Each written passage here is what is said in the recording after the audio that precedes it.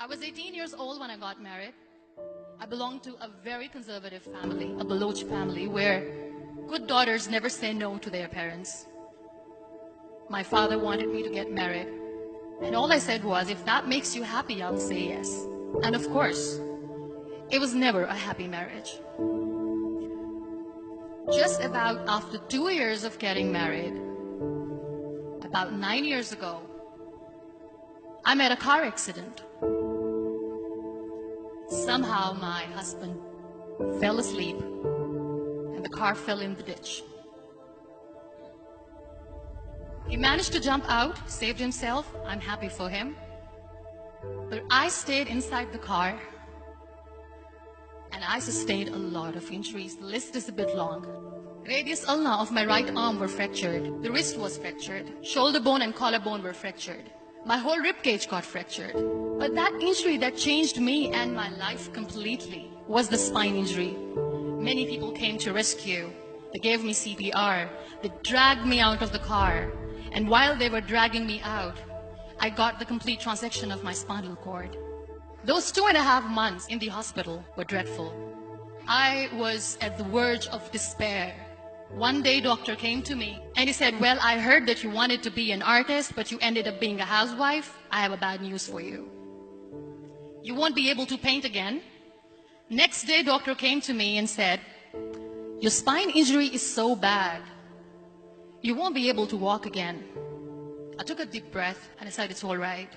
Next day, doctor came to me and said, because of your spine injury and the fixation that you have in your back, you won't be able to give birth to a child again.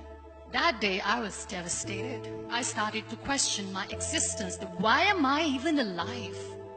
So what kept me going was, one day I asked my brothers, I know I have a deformed hand, but I'm tired of looking at these white walls in the hospital and wearing these white scrubs. Bring me some colors, bring me some small canvas. I want to paint. So the very first painting I made was on my deathbed, where I painted for the very first time.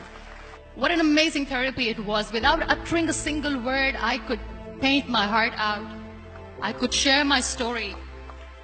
People used to come and say, what lovely painting. So much color. Nobody could see the grief in it. Only I could. And that day I decided that I'm going to live life for myself. I am not going to be that perfect person for someone. I am just going to take this moment and I will make it perfect for myself. That I'm going to fight my fears. So I wrote down one by one all those fears. And I decided that I'm going to overcome these fears one at a time. You know what was my biggest fear? Divorce. But the day I decided that this is nothing but my fear, I liberated myself by setting him free. And I made myself emotionally so strong that the day I got the news that he's getting married, I sent him a text that I'm so happy for you and I wish you all the best. And he knows that I pray for him today. Number 2 was, I won't be able to be a mother again. And that was quite devastating for me. But then I realized there are so many children in the world, all they want is acceptance. So there is no point of crying, just go and adopt one. And that's what I did.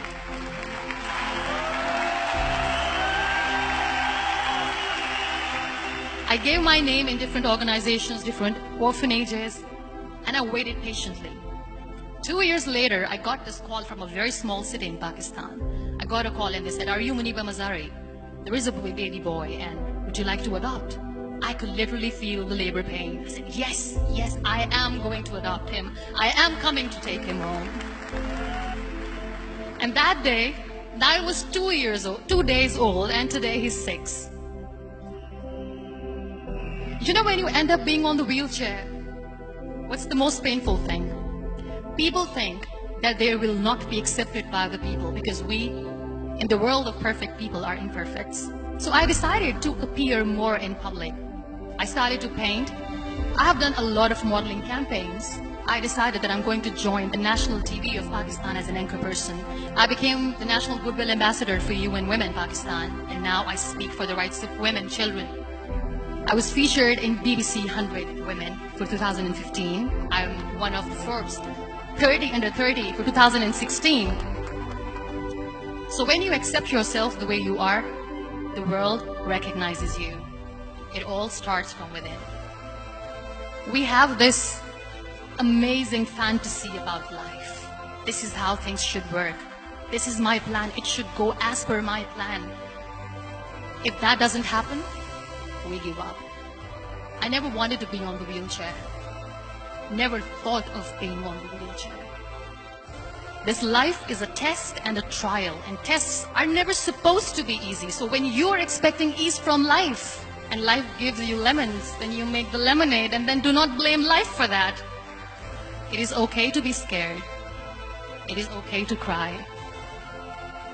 Everything is okay, but giving up should not be an option.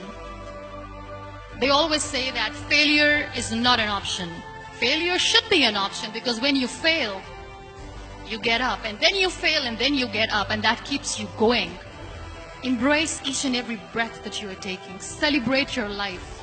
Live it. Don't die before your death. Real happiness lies in gratitude. So be grateful, be alive, and live every moment.